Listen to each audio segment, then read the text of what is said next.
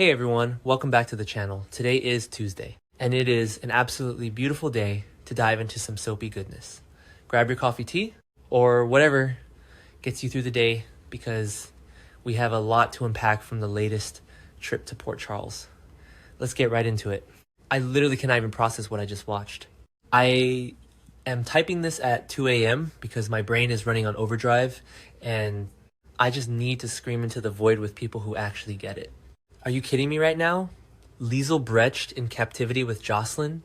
I mean, we all knew Ross Cullum was completely unhinged. But pulling Liesl out of her car and throwing her into the Wyndemere dungeon like a sack of potatoes, I am losing my mind. This show just took a massive left turn, and I am both terrified and absolutely here for it. I've been watching this show since the early 2010s, and if there is one universal truth in Port Charles, it is that you do not mess with Dr. Liesl Obrecht. And can we talk about the sheer comedic and dramatic goldmine that is about to happen in that sub-basement? Jocelyn Jacks, who has been losing her mind trying to escape, suddenly getting a new roommate in the form of an unconscious Liesl. I swear. The look on Jocelyn's face in the preview when she asked Cassius, "What did you do to her?" gave me absolute chills. Because Jocelyn knows. She knows that if these monsters are willing to take down someone as notoriously lethal, brilliant, and resourceful as Liesl, then things have escalated to a point of no return. But honestly, I kind of love the idea of these two teaming up. Remember when Liesl was kidnapped back in the day? She is not a victim, she's a survivor. Once she wakes up and shakes off whatever Cullum injected her with, she is going to be breathing absolute fire. Jocelyn already has those makeshift shivs that Anna Devane left behind, and with Liesl's ruthless tactical mind, they are going to tear that dungeon apart. But wait, I'm getting ahead of myself. The real kicker here is Cassius, fake Nathan West. Am I the only one who realized the absolute psychological warfare that is about to go down when Liesl opens her eyes? She is going to wake up in a dark, damp cell, look up and see the face of her beloved, deceased nephew, Nathan West. I cannot handle this. Remember when Peter August shot Nathan? Liesl's grief at his funeral was some of the most gut-wrenching, phenomenal acting this show has ever produced. Now, this twisted Cassius freak is walking around wearing his face, and Liesl is going to be the one to confront him. She is going to rip him to shreds emotionally before she even tries to do it physically. Cassius thinks he's got it bad now with Jocelyn hitting him with chairs. He has no idea what kind of storm he just walked into. So Jen Sidwell just casually strolls up to Cassius and drops the bomb that locating Britt Westbourne is no longer a priority. My jaw hit the floor. Because, of course, if you can't find Britt to finish this mysterious, twisted medical project, who's the next best thing? Her mother. The brilliant, morally flexible, utterly genius, Dr. Liesl Obrecht. Ross Cullum ambushing her in her car is such a classic mob villain move, but it also shows how desperate they are. They need this project finished, and they don't care who they have to destroy to get it done. I know some people are loving this supervillain team-up of Sidwell and Cullum, but personally, I am so ready for them to go down. They are messing with the wrong women. You don't just swap out Britt for Liesl and expect Liesl to comply. She is going to synthesize a neurotoxin out of a rusty nail and a piece of moldy bread and take out the entire Wyndemere guard staff. Okay, back to the point. Let's talk about the takedown squad, because Laura Collins and Sonny Corinthos are giving me life right now. Laura looking Sonny dead in the eye and telling him that they endured this nightmare together, and they are going to end it together. Chills. I mean, Laura has always been the moral compass of Port Charles, but she's also someone who knows how to play the game. She told Sonny straight up that they are not crossing deadly lines. They are going to neutralize Sidwell without killing him. But let's be real, this is Sonny Corinthos we're talking about. Do we really think Sonny is going to just tie a neat little bow on this and hand Sidwell over to the authorities? Nope. I give it 3 days before Sonny is holding a gun to Sidwell's head and Laura is screaming at him to lower it. Remember when they tried this dynamic years ago? Sonny always reverts to his mobster instincts when his family is threatened. But I kind of love seeing Laura try to rein him in. It's a fantastic dynamic, especially with Lucas Jones now officially part of their little revenge trio. And then we have the absolute mess that is Curtis Ashford. I'm sorry, but Curtis is working my last nerve right now. He attacks Isaiah Gannon, ruins the man's surgical career, jeopardizes Derek's transplant, and now he's acting like he's the victim. Make it make sense. Portia is running around trying to do damage control, begging Isaiah to hold off on what looks like a massive civil lawsuit. Because, of course, Isaiah wants to sue him, I would too. Portia is pleading with him to pump the brakes until the criminal case is resolved, but honestly, Curtis deserves whatever's coming to him. He has been so arrogant lately, refusing to take responsibility for his actions. And Portia is just caught in the crossfire, trying to keep her family from imploding while dealing with her own baby shower drama. I feel so bad for her. She is carrying the weight of the world on her shoulders because her husband couldn't control his temper. And the collateral damage of all this Curtis drama is Trina, sweet, brilliant Trina Robinson. She is under so much stress with her art showcase.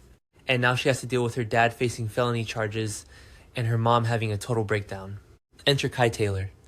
I know the fandom is kind of split on Kai right now, but I am really liking how he's stepping up for her. He notices she's drowning. He gets suspicious of her erratic behavior, and he actually pushes her to delegate tasks. He admits he's worried about her. It's so refreshing to see someone actually looking out for Trina's mental health instead of just dragging her into their own drama. Think about everything Trina has survived Esme's framing Spencer's tragic death, the constant family secrets. I am definitely here for this connection with Kai, even if it's just as solid friends for now. Trina desperately needs a rock, and Kai is proving that he can be that for her. But wait, let's circle back to Curtis, because this man has the audacity to think he can just handpick his savior. He tells someone he wants a particular attorney to defend him. Let me guess, Alexis Davis. Are you kidding me? Alexis has her own mountain of problems right now. She's dealing with Kristina leaving. She's grieving Sam McCall. And she's untangling Ethan Lovett's messy baby daddy drama with Phoebe.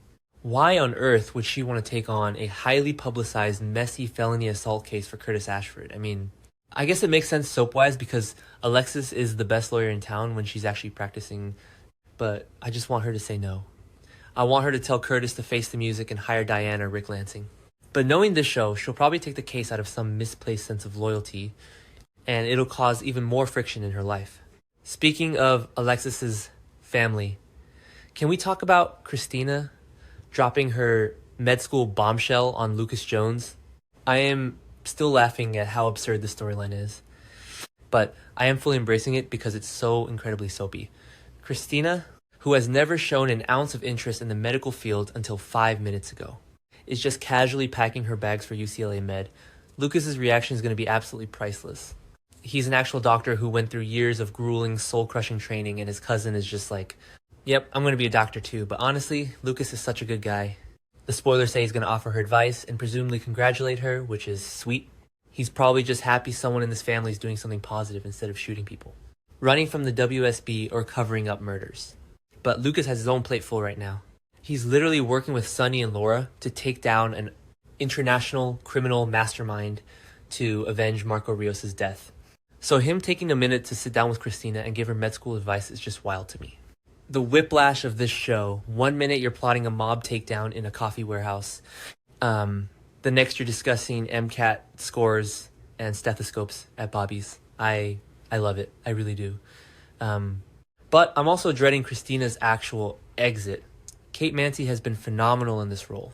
And watching her say goodbye to everyone is going to wreck me. Alexis is going to completely fall apart. She already lost Sam, and now Kristina's moving across the country. Someone please check on Alexis Davis, because that woman is about to shatter into a million pieces. Let's take a step back and look at the bigger picture here, because the canvas is absolutely loaded right now.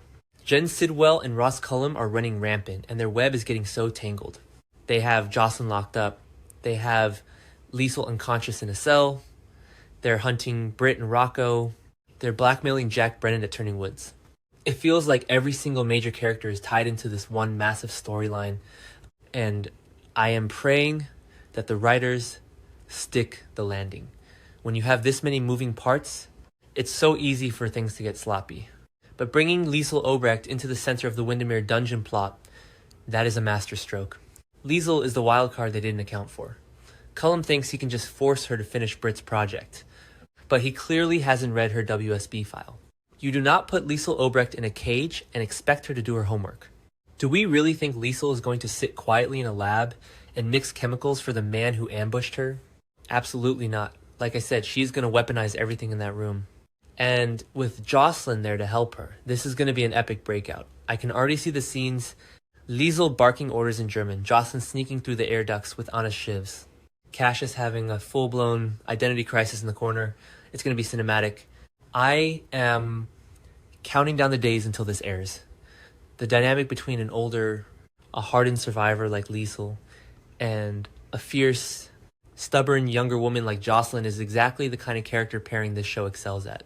They are going to drive each other crazy, but they are going to get out of there. And honestly, my prediction for Cassius, I think Liesl is going to break him. Not physically, but mentally. She is going to use his face against him. She's going to talk about Nathan, about his goodness, about how much she loved him, and it's going to completely short-circuit Cassius's brain. He's already getting alienated by Sidwell and Cullum. They're keeping him in the dark, treating him like a disposable lackey. Once Cassius realizes he's expendable, and once Liesl starts working her psychological magic, I bet Cassius flips. I bet he turns on Sidwell and helps them escape.